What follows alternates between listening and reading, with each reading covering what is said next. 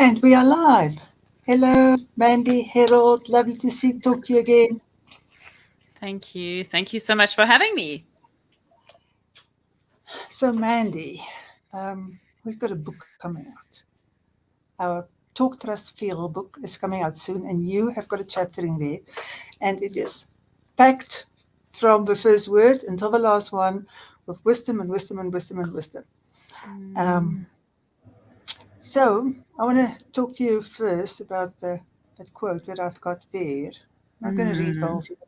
If people want to read the whole thing, they need to go and buy the book. And by the way, I have dropped the price. Don't believe my Facebook cover anymore. I have dropped the price. It is on the lowest price. You guys can go and get it. And do not get it. It is so good. I'm so proud of this book. Okay, so I'm just going to share it for a moment there, right?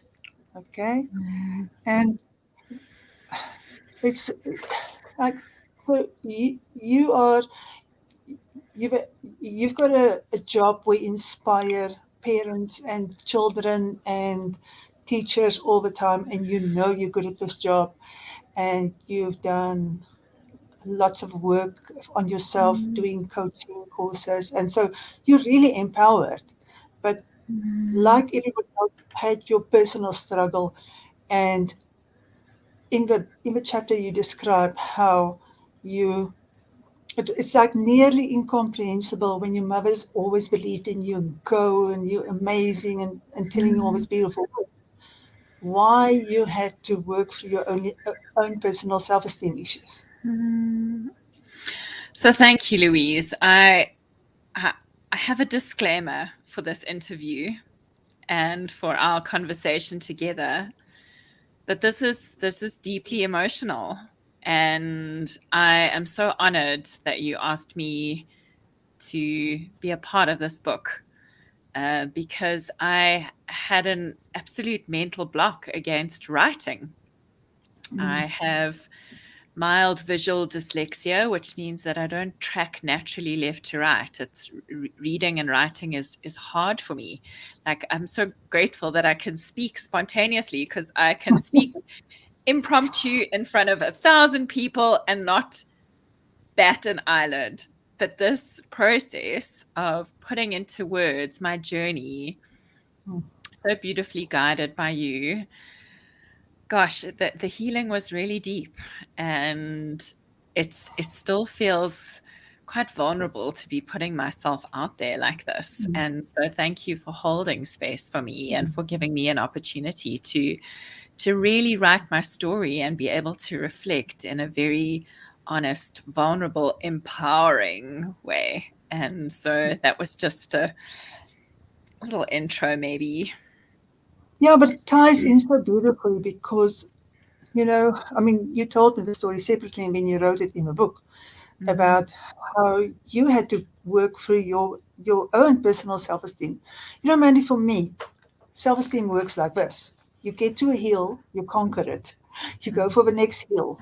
You go for the next hill. You get for the next hill because every single time you get to an unknown place, you've got to check and adjust yourself a little bit and say, okay, am I ready for this? Okay, of course I'm ready. Like, who do I have to be in order to be ready for this? I mean, you work through the fear and you get there, right? Yeah, yeah.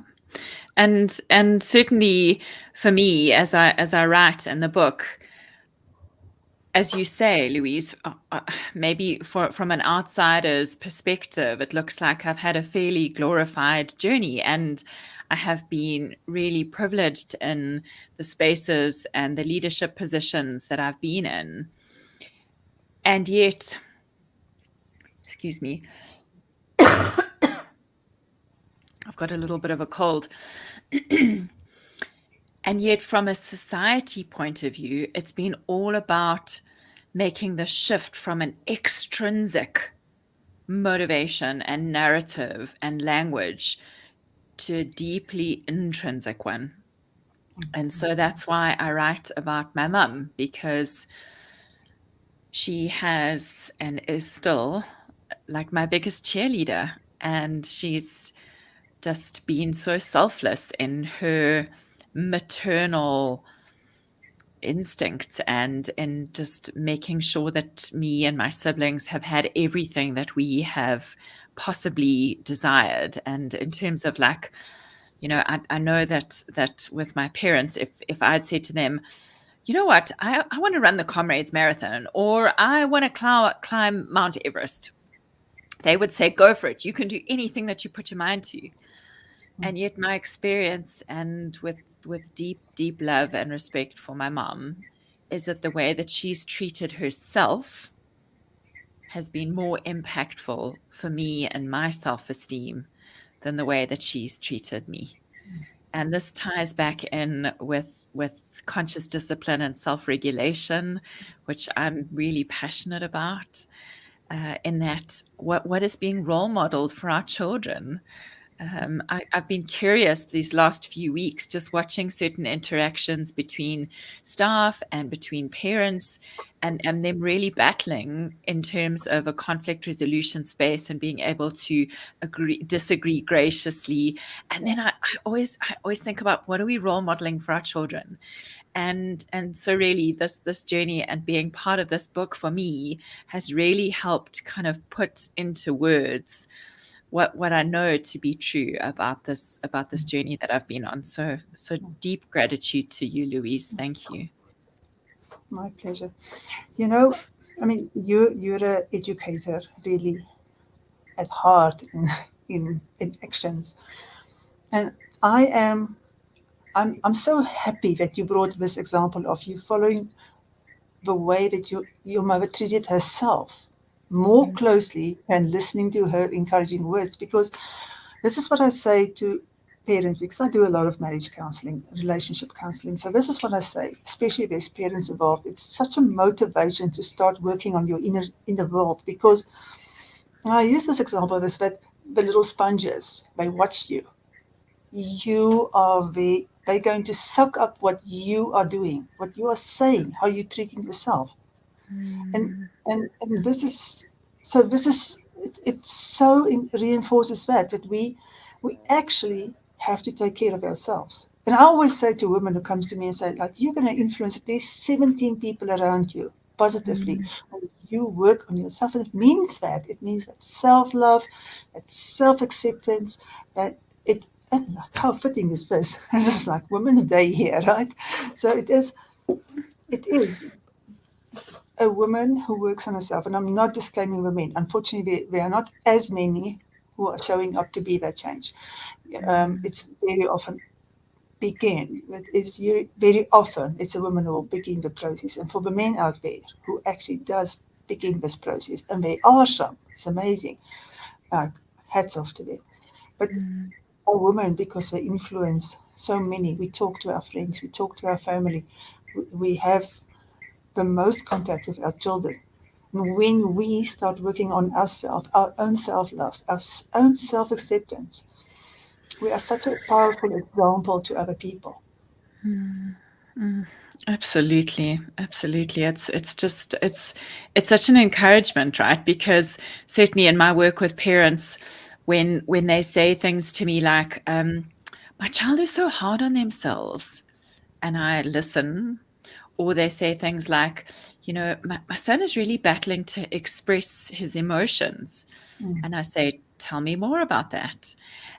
And without fail, Louise, because all behavior is communication, it's what's being role modeled for them.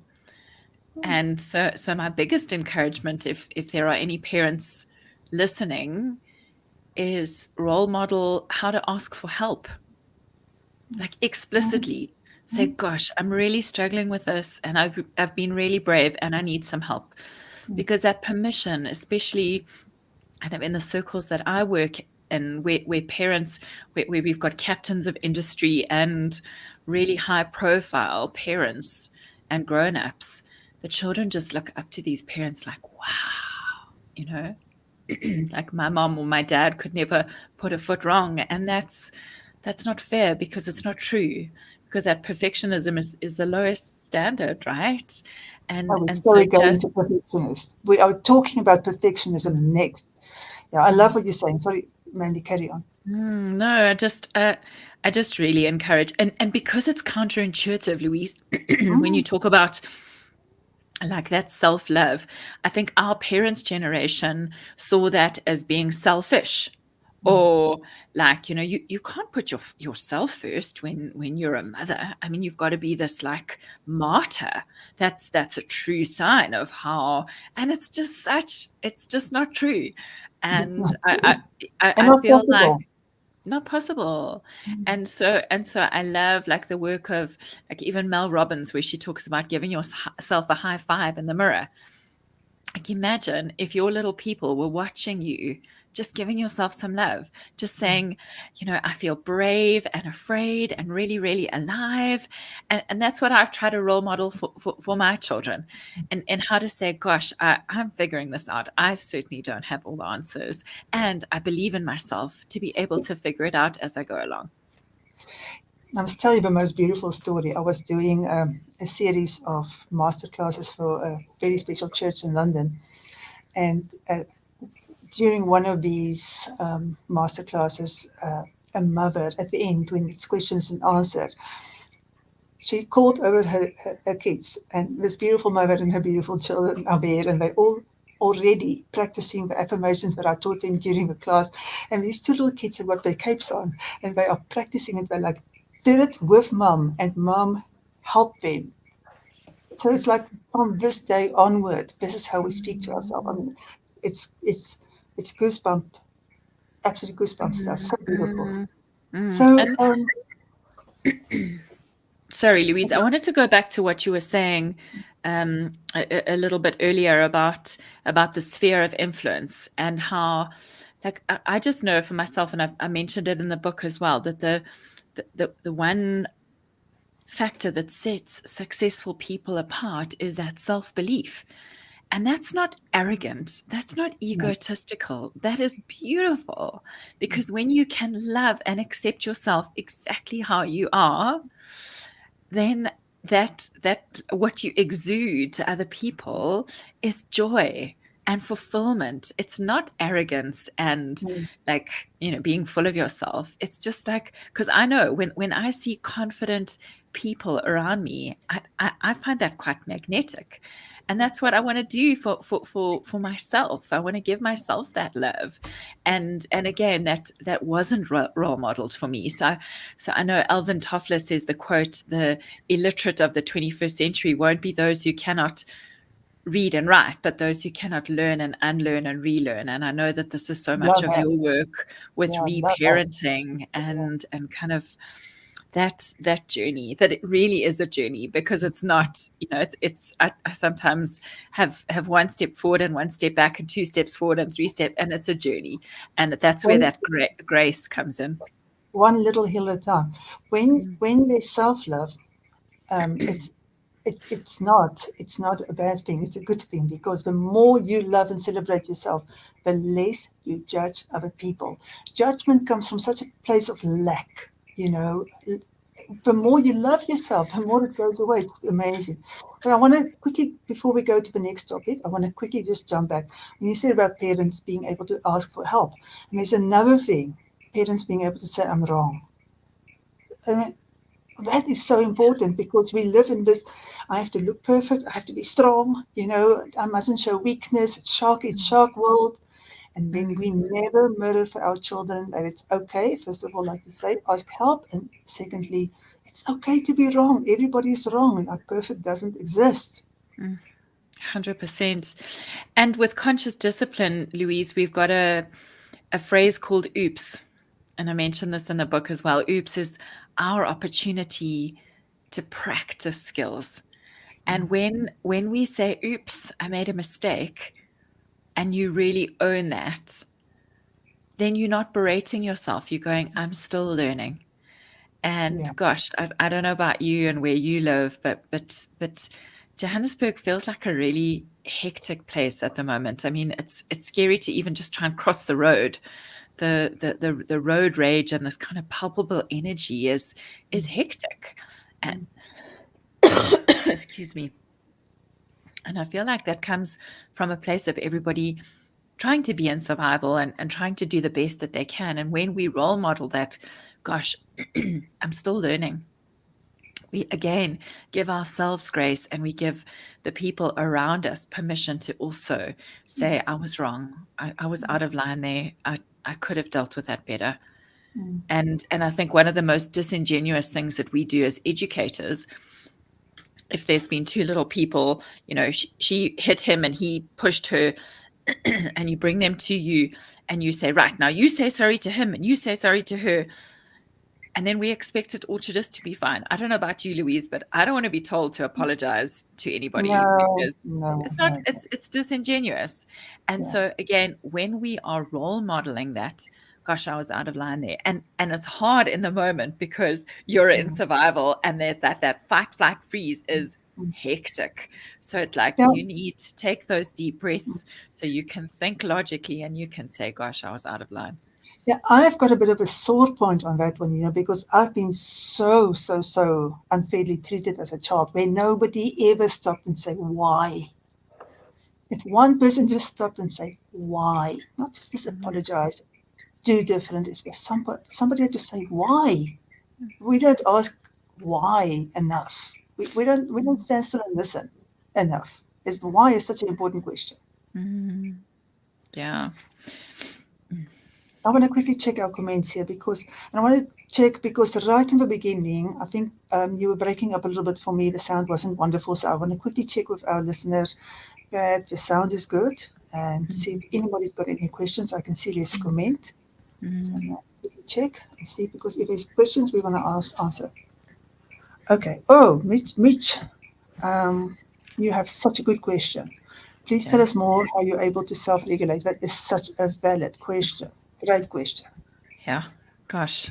Can I dive in? Yeah, where do we start and where do we end? Yeah. Okay. So I'm gonna try and Mitchell, I'm gonna try and give you the short, concise answer. And Louise, if I'm going on and on, you can just give me a timeout. Yeah, just want to say thank you, Mitch. Sound is Okay. good. All right. So Mitchell, the thing with self-regulation is the ability to just press pause. It's the pause between the impulse and the response. And it's a cluster of skills that allows us to regulate ourselves from within, as opposed to waiting for the carrot or the stick or the reward or the punishment or the fear or the threat. It's what feels right. Viktor Frankl, in his book Man's Search for Meaning, says we've always got a choice between that impulse and the response. And the longitudinal studies about self-regulation say that self-regulation as a skill is a better predictor of long-term success than early reading or maths or IQ. And the way that parents treat each other is more important for a child's development of self-regulation than the way that the parent treats the child.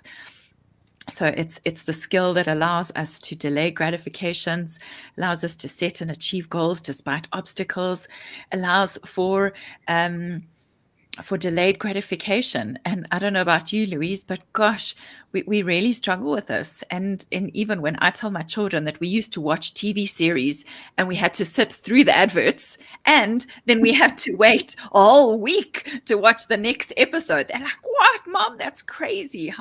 So so this self-regulation helps us to delay that gratification. Yeah, no, you're Um, completely right there, Mandy. It's just exactly the stuff that I work with because our instant reaction is the child in us. It's like amygdala.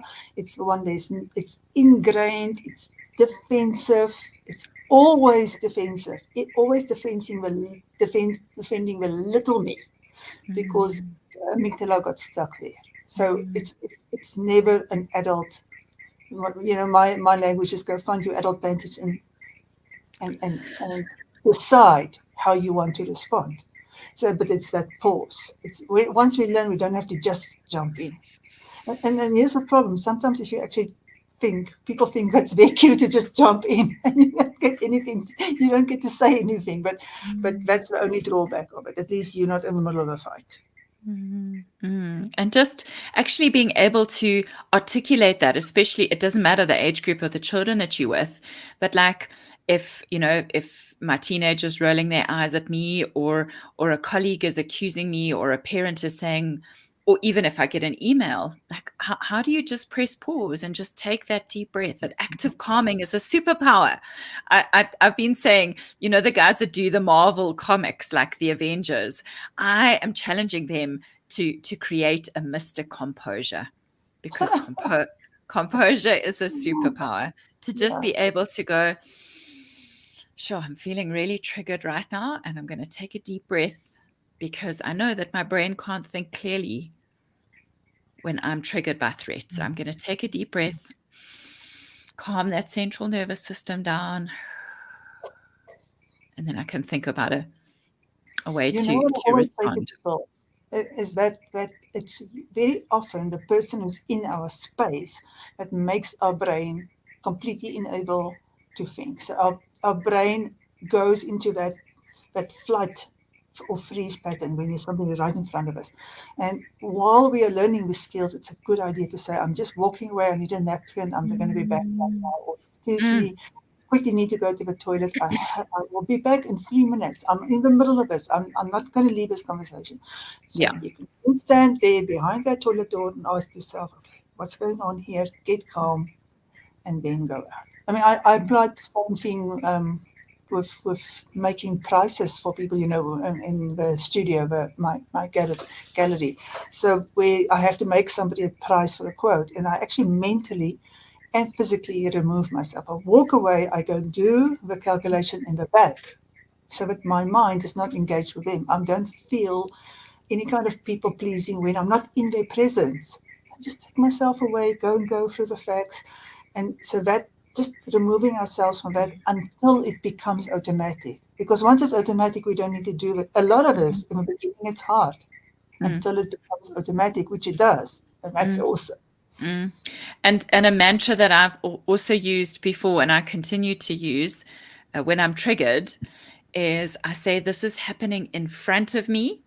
It's not happening to me. Mm-hmm. This is happening in front of me, so I can see it. I can create some distance, because there's a very big difference, Louise, between saying I am angry and I feel angry. Or I am just an angry person, or I am just this. That very definitive statement we've had about ourselves forever.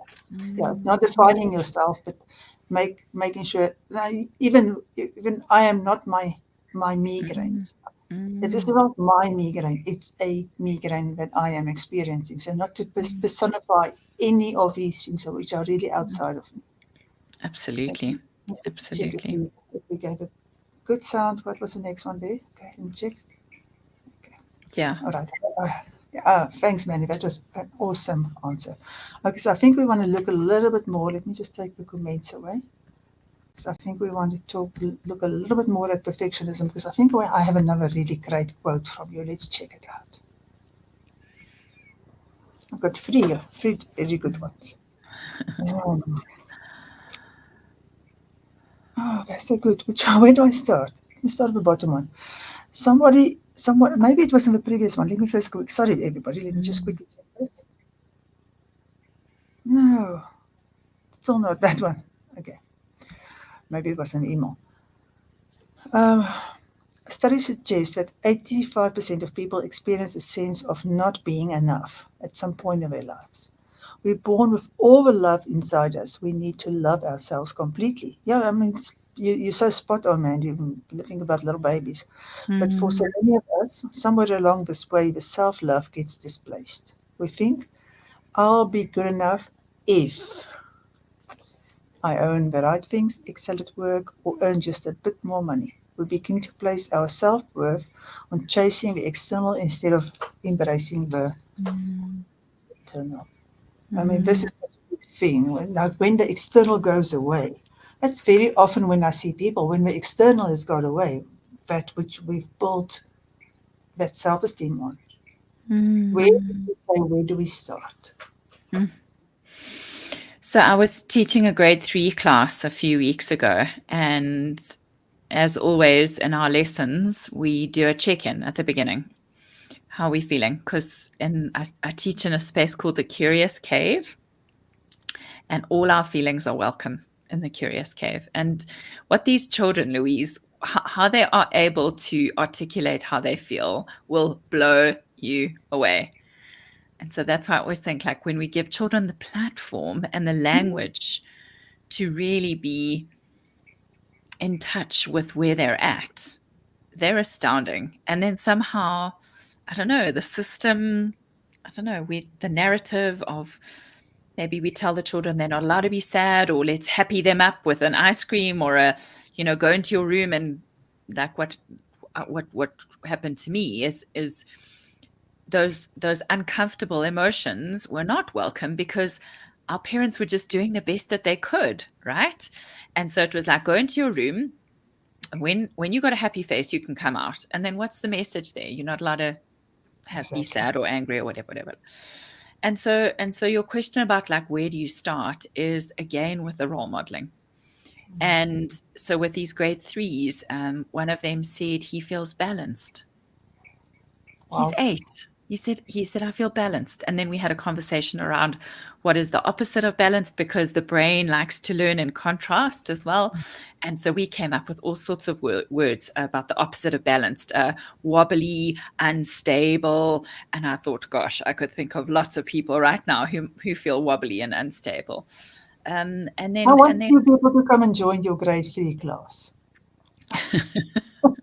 always welcome. You're Can we welcome. do a grade 3 class for adults? Yeah, yeah, We should. absolutely. We Yeah, should do that. And a safe, what do you call it? Your safe space is called yeah, what? yeah, yeah. It's the Curious Cave. Yes, It's a okay. Curious Cave. Anyways, and then one of the little guys said, "I feel really happy," and I said, "Tell me more." And he said, "I feel really happy to be me." Oh, wow. And I thought, like, how many people can really say that? Mm, blows my mind. And so yes, the encouragement is that it's the role modeling. Mm, In conscious discipline, we also have mm, another structure called the wish well. And whenever we're thinking about wish wells, I often say to the boys, I'm starting with me. I'm feeling a little bit uncomfortable today, or my husband's been traveling. I'm just going to take a deep breath, wish myself well.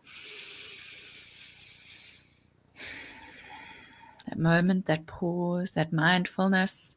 And then we're able to, and 9 times out of 10, they then, that stigma of I'm their headmistress, so I should be fine. And then I'm mm. saying, I'm not fine right now, and I'm going to be fine, and we're going to get through this together. That kind of that information. But yeah, I do think that this perfectionism, this toxic perfectionism, is just it doesn't do anybody any favors. And this whole, I did a talk a few weeks ago at school, that it takes a village, because we've also, through COVID, we've become so insular, and so like we kind of like relearning how to just be real with each other, how to say, gosh, I've forgotten this, I've forgotten my child's lunchbox, and or I need a help with a lift, or I'm really stuck, my car's in for a service. I did that this week, go me. My car was going in for a service, my husband's away, and so I asked my neighbor to come and fetch me, and that was such a Wow. celebration for me, because I usually would say, oh no, I'll Uber and blah blah blah. And I said to my children, I'm going to ask for help, because I think that fear again of people, Mm, maybe they're going to say no, maybe they're going to reject you, and it's so interesting. Gosh, Louise, I and could that, talk to you yeah, forever. yeah, and that's that thing about um, somewhere along the line, growing up, we've learned that we've got to put on the armor. You know, mm, I'm going into the war zone. I mustn't show any weakness. I don't want to be judged as weak, as having needs. I can't have needs because people are going to say I'm weak because I'm going to be needy. Well, guess what? Human beings have needs. We're supposed to have needs. That's what make us human. Yeah, it's Mhm. beautiful. I Mm, I love your cave idea. This yesterday I had to put my cat down, and mm, I'm still very very sad about it. And I've been telling people that I'm really sad about it. And I've had the most amazing. Oh, now I'm going to cry. The most amazing outpouring of love, and I mm, feel so supported and seen. And how would I get that if I didn't say to people, I'm really, really sad about this? If I wasn't willing to show up, I'm willing to show up with tears in my eyes. It doesn't make me less. It gives mm, other people the opportunity to show up and be real, because real is really what connects people to each other. It's the most beautiful thing we can give to other people, to trust them with our emotions instead of going around with this real thing. And then, like you, to go and ask a neighbor to help. It's a gift to that person. I mean, they can say no. Why can't they say no? People can say no, but it's a gift when you ask them. It's a gift. mm, mm. And I loved what you said about the armor, Louise, because that's Mm, about self-preservation, right? mm, mm. It Because is. again, we may be scared of being judged, or Mm, what if people say no? What if people perceive that as a weakness?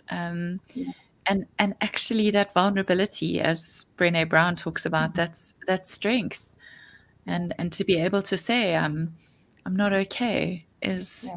is a gift, because then again you give other people the permission to also not be okay. And then as part of that self-regulation, this is what's important. If you can allow yourself to say, in this moment, I'm really not okay. Um, I thought yesterday was Tuesday, and by the end of my day, it was really a tough day. And I was thinking, I have to talk to Mandy tonight. How am I going to do that?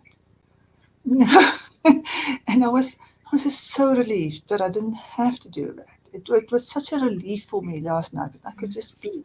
It's part of my self-regulation is actually just being and allowing myself to feel bad. Mm, Because mm, self-regulation is not about always being perfect. Self-regulation is allowing what is there in the moment so that it can pass through you, and but not just jump in and at the same time respond to it. I mean, that's the secret of self-regulation is mm, I can handle my own feelings without suppressing them. mm, That's because we normally suppress instead of understanding we've got to let it go through. And mm, for me, one of the most valuable things is that when you feel an upsetting emotion, I mean, like an upsetting emotion has no other definition. You are scrambled eggs and you are upside down. And you sometimes don't even know what it's about. If you can go and stand still long enough, a few minutes, and you just wait for it, and you just wait. What is this feeling going to teach? You figure out what's going on inside. It's a scared little child. It's like it's a 7-year-old all the time. And what is mm, it? What is it that I'm as an adult experiencing in this moment, but it's not an adult feeling? Then you can work with it instead of suppressing it, looking okay, armoring up, and acting like you have to be Superwoman, Superman, perfect all the time. mm, mm. I don't know if you're familiar with Mark Brackett, Dr. Mark Brackett, No, I'm not. from from the Yale School for Emotional Intelligence. Hmm. He talks about a mood meter, and there's a X and a Y axis, and talks about two qualities of emotion. Is that there's energy, so high energy, low energy, and then pleasant and unpleasant feelings. And then there are four quadrants. It's, if anybody's interested in reading more about it, it's called the mood meter. So Okay, wonderful. Is there a he book out or is it? yeah, it's called Permission to Feel. Okay. Permission to Feel by Dr. Mark Brackett. And also, what's so valuable for me in this, Louise, is that he's not saying that emotions are good and bad. They're just pleasant or unpleasant. And they can be unpleasant and have low energy, like so down, depressed, sad, or they can be unpleasant and have high energy, anger, rage, frustration. And just by framing them like that, emotions are just energy in motion. They're not the bad guys. They're our internal guidance system. I talk to the boys and the children that I work with, like they're your like GPS. They're like your Google Maps on the inside that are telling you what does this feel like? What do I need to lean in? And exactly what you said, just pause for a moment. Where's this coming up for you? And when you're able to reframe that, like, not good or bad, they're just feelings and they will pass. And I talk about in the chapter in your beautiful book, I talk about different analogies that we can use to think about emotions. So like a cloud in the sky as you watched it go by, or a leaf down a stream, or even a train going through a tunnel. The research tells us that emotions only actually last 90 seconds. So think about that. And how many of us are still holding on to things that happened years ago? That really was, I heard a It's beautiful. true. People don't get it. People think that because we ruminate, we think that we are beholding to a feeling. So we are so rerunning it over and over and over and holding on to the hurts and holding on to the unjust that we actually keep on growing it. But the actual feeling as long could have gone long ago if we learned the art of reframing. There's such a part in us that likes being wronged, that likes being rightfully annoyed at somebody all the time.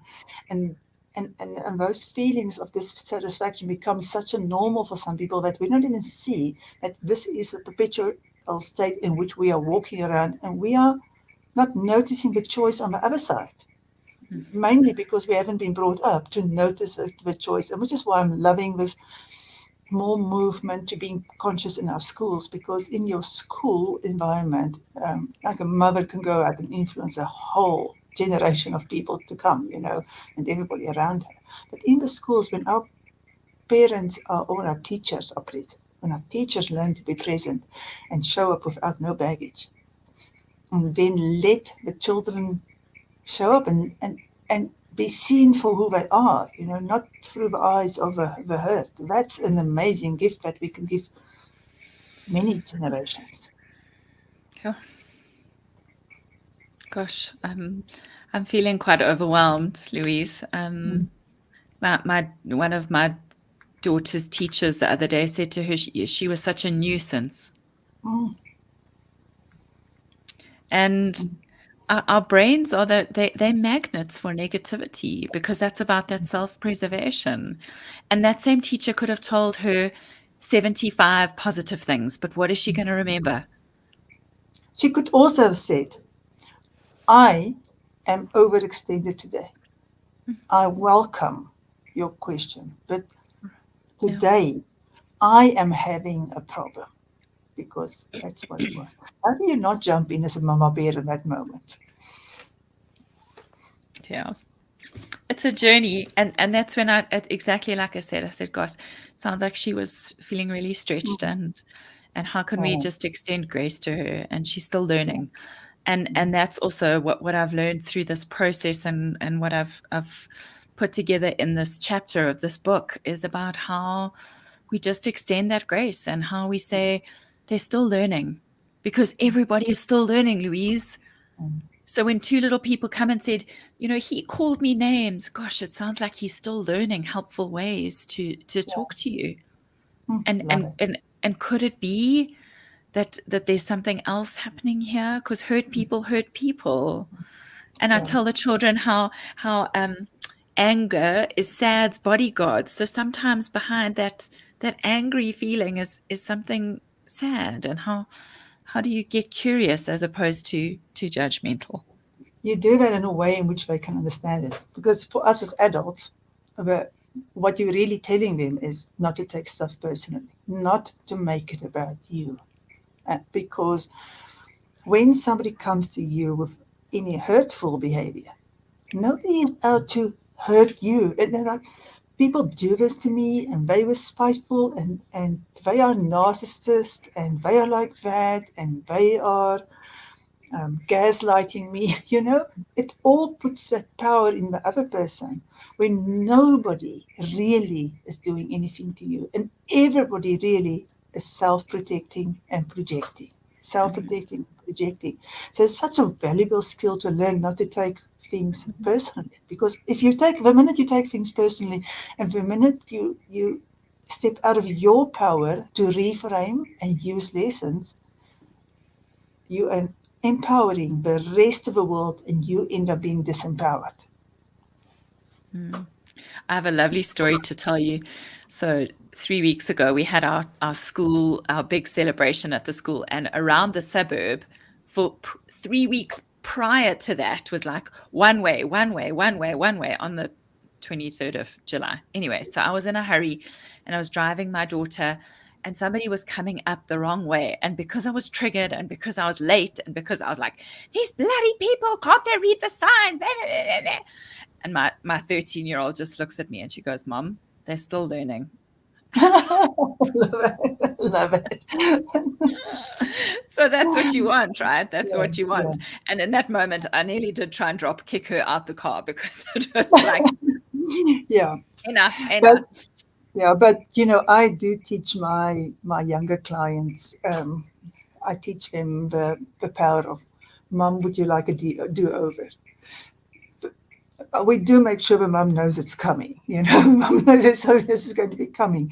So it's not like a one-way learning thing. And that moment when somebody can go with a twinkle in their eyes, it's like, Mum, would you like a do over? It's so powerful. I just love it so much.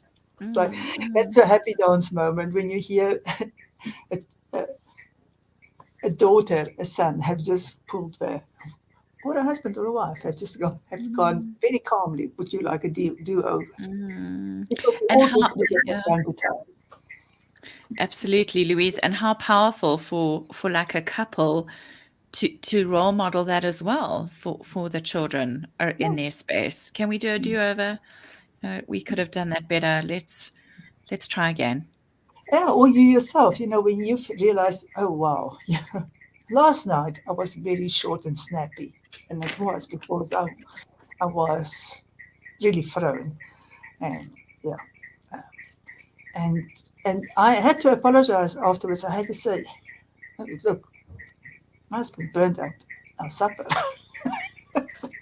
I was also hungry, but I was mean. I was really mean about it, and I didn't have to be. And I had to apologize, and I had to say I want to I want to do over. And when you can learn that for yourself, that you can have a do over, and it's first of all because you give yourself permission to be sad, to be in a hurry, to be. You don't give yourself permission to be nasty or mean or anything. You give yourself the permission to be human when you fail, knowing that you have got the responsibility to go yourself and do a do over. Absolutely. And one of the sections in the chapter that I've got in your book is about I am enough. Mm, And it's been so liberating for me, Louise, just this instead of like striving and always thinking I should have, I could have, uh, just saying, as Brené Brown said, I'm just going to read the quote, no matter what gets done and how much is left undone, I am enough. It's mm, going to bed at night thinking, yes, I am imperfect and vulnerable and sometimes afraid, but that doesn't change the truth that I'm also brave and worthy of love and belonging. mm. Yeah, but it is enough. J-Lo's got the same amount of hours as me in the day. And when the day's over, the day is over. We go to sleep. I'm enough. Good enough is good enough. When I started doing these Facebook lives, please, nobody go and look at my first ones. But if you don't believe me, you have to go and look at them. They were rather pathetic, seriously. I messed up so much, and I had so many technical challenges, and I kept on, and I did a lot of them with my friend Antoinette, and I kept on saying to Antoinette, it does not matter if it's not perfect, because we are helping people to understand that the message is important, but it doesn't have to be perfect as long as the message gets through. Because if anybody is judging me for not for learning how to be on Facebook Live, then they obviously need this, you know, because otherwise it would just be okay. When's the sound going to get better? Okay, it's going to get better now. If it doesn't, I'm still going to try my best to get whatever is great for me from this. So that's the difference between when you start working on yourself, because then you can just let go of needing to be perfect, and you can help other people to understand, you know what, you don't have to be perfect. Nobody has to be perfect. You've got to mirror not being perfect for other people. It's important. Mhm. Absolutely. Okay, so I want to go back to that quote because I know there's another one that's really, really important that I want to share. Okay. Okay. Someone I hold in very high regard said to me that self-belief is the one quality that sets successful people apart. Imagine a dark room full of self-doubt. You only need a tiny flame to illuminate the darkness. Now, imagine that flame